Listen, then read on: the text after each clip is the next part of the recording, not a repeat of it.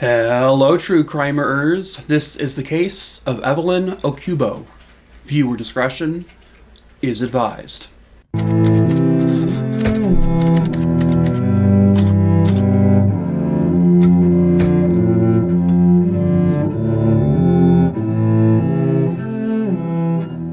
Evelyn Okubo was born on February 1st, 1952, and she was originally from the Stockton, California area. She was also considered Japanese American. I can't find a ton of background information on Evelyn, but according to the obituary, one of her close friends described her as being a very funny, confident, and very intelligent person. She was a member of the Japanese American Citizens League, where she was actually a member of, I guess, the Yellow Seed within that group. In July of 1970, she would go to Chicago, Illinois with a very good friend of hers, and her friend's name is Renko Carol Yamada.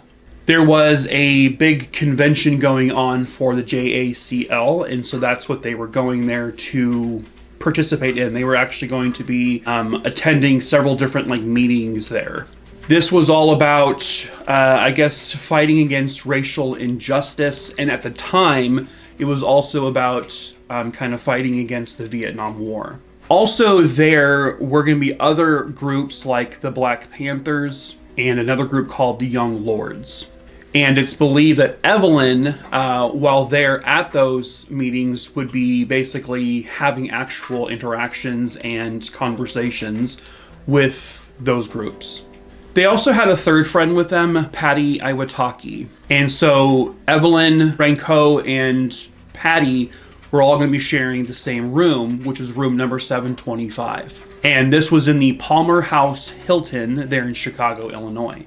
They were staying there at the hotel, and that's where the convention was also being held. It was July 17th, 1970. Earlier that day, Renko had given a very long presentation with regards to the bombings of Hiroshima and also the bombings in Nagasaki. And then she's kind of attended the rest of the convention. And she was there until sometime pretty late in the evening. And then Evelyn, she had gone out to dinner, where then she returned back to the Palmer House Hotel around 9:30-ish. When she got back, she went to another room in the hotel where Renko and Patty were with other people just hanging out. And then Evelyn left the room on her own to go back to their room 725. About 30 minutes or so after Evelyn went back to the room, that's when Renko, or Carol as everyone called her, that's when she would go back to the room as well. Carol was just going back to their room just to see if she could get Evelyn to come back and hang out. Evelyn was tired and kind of wanted to just sort of call it a night, but Carol wanted her to come hang out, so that's why she went back to the room. So Carol, who had a key to the room, obviously, she put the key in and she opened the door, and it was pretty quiet in the room, and then the door closed behind her, and she kind of walked down into the main portion of the bedroom, where she then saw her friend Evelyn lying on her back, and her hands were behind her back, and Evelyn was completely nude. And there was a pillow over Evelyn's face. And this kind of put her into immediate shock mode, as probably anyone would experience. And before she even could react, a man came basically out of the shadows of the room from her left and grabbed her. The man then yanked her arms behind her back forcefully, and even as she was struggling, he still managed to tie her hands behind her back. Then he flipped her over and he cut her clothing off of her. Then he threw a sheet over her. She really couldn't see much because she couldn't get the sheet off of her, but she did hear what sounded like the man moving around the room, and Evelyn was struggling because he was dragging her to what Carol assumed was the bathroom, and then threw Evelyn into the bathtub. Carol can recall hearing Evelyn let out one large scream, and then suddenly she went quiet, and then she never made a noise again. Then Carol can hear him come back to her, and then he grabbed her by the legs and dragged her closer to the bathroom. She said it sounded then like the man was possibly putting clothing back on. She really couldn't tell. And then he took back the sheet off of her face, he took a knife and he just slit her throat. She kept her eyes open for a few seconds just so she can look at the man, but then she kind of like did the whole fake out thing, like she passed out and pretended like she was basically dead. When she heard the hotel door close, she managed to kind of like drag herself to the door to make sure it was for sure locked. And then she managed to kind of sort of untie herself. She managed to, like, I guess, knock the phone off its receiver and attempted to call, someone like the lobby. But because her throat was cut, she really wasn't able to speak. And so no one was understanding what she was saying. And this is back in 1970. I guess they didn't have it where the hotel lobby could tell what room was calling. And so what she did was she took a pen and found some paper and began to scribble down some notes, thinking she was going to die. And she wanted to write down as much as she could.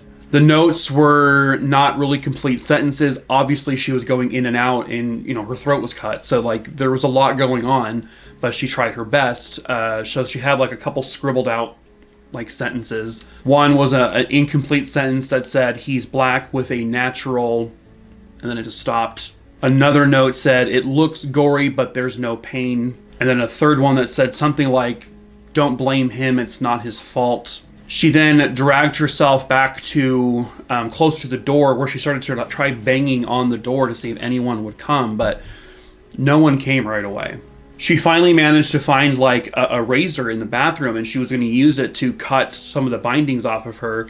And that's when Patty, the third roommate, came back into the room and saw Carol holding a razor with blood everywhere. And initially Patty's like, what the hell did you do? Like, she thought she had done something to Evelyn and then tried to end her own life because she was holding the razor.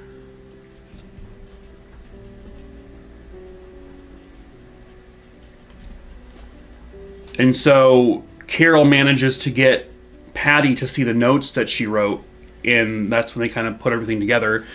So obviously an ambulance was called right away. Carol was rushed to the hospital. Evelyn was pronounced dead at the scene. Her throat had also been cut pretty severely. They did sexual assault kits on Carol, and they determined that she was not sexually assaulted, and even Carol said she wasn't. The coroner would do something similar with Evelyn, and they could not determine if she was sexually assaulted, but it did not look like she was. Carol was in the hospital for several weeks, trying to obviously recover from, all the severe trauma. When Carol was finally able to actually talk, she was able to describe the situation, saying that this man had basically taken off his clothes in the hotel room, and he was just dancing in the hotel room. It was very odd. She said that the man was a tall man. He was black with an afro style haircut, and she just remembers the guy being naked from the moment she saw him when he grabbed her.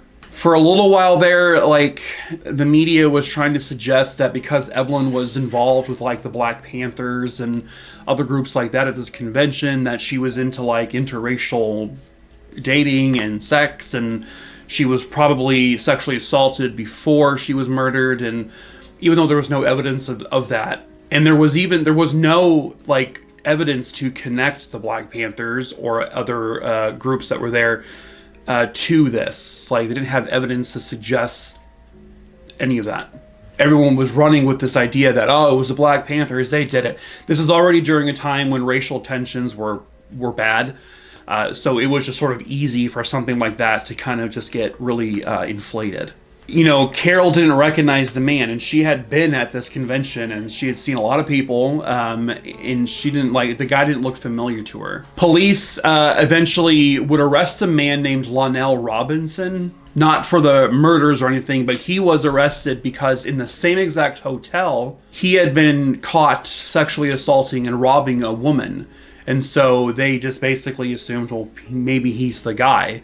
And so they did a lot of digging into him, and they checked where he was during the time of the actual murders and attempted murder.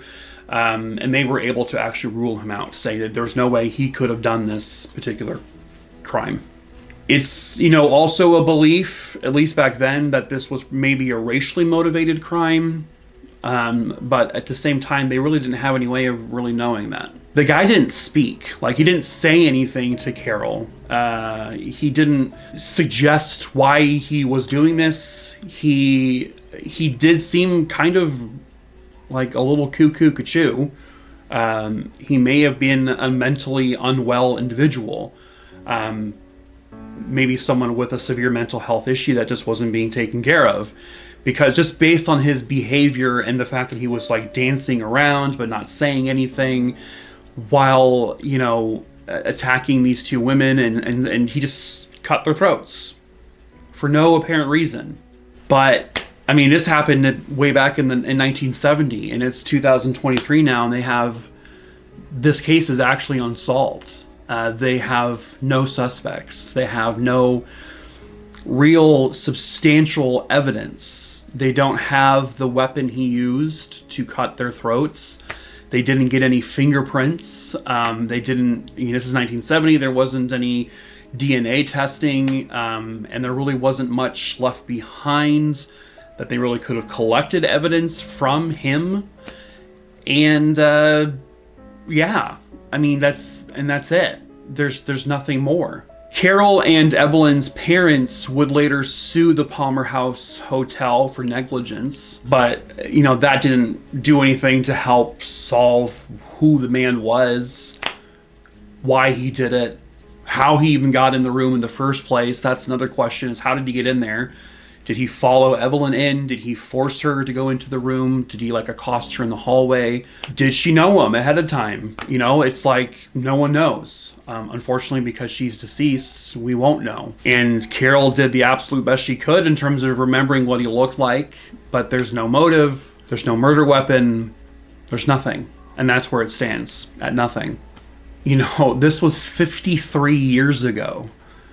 53 years ago. So the guy, if he was in his, you know, let's say he was in his 20s, right? He's now in his 70s, maybe even his 80s. Could, maybe even older. He could be in his 90s. You don't really know how old he was. So at this rate, there's a very good chance the guy is dead.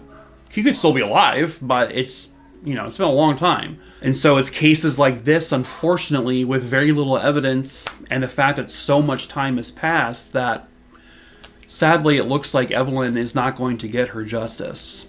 Not officially. I mean, sure, cases can be solved after a suspect is dead, but there's no justice in that. You know, the person doesn't get to get run through the court system and found guilty and be sentenced to prison. You know, it sucks. It's sad. You wish more could be done, but unfortunately, it doesn't look like much is going to be able to get done. But if you do have any information about the murder of Evelyn Okubo and the attempted murder of Renko Carol Yamada, you can contact the authorities in Chicago, Illinois, and let them know what you know. Someone somewhere out there has got to know the truth, right? People love to talk. Killers talk. Maybe it's been passed down. You don't know.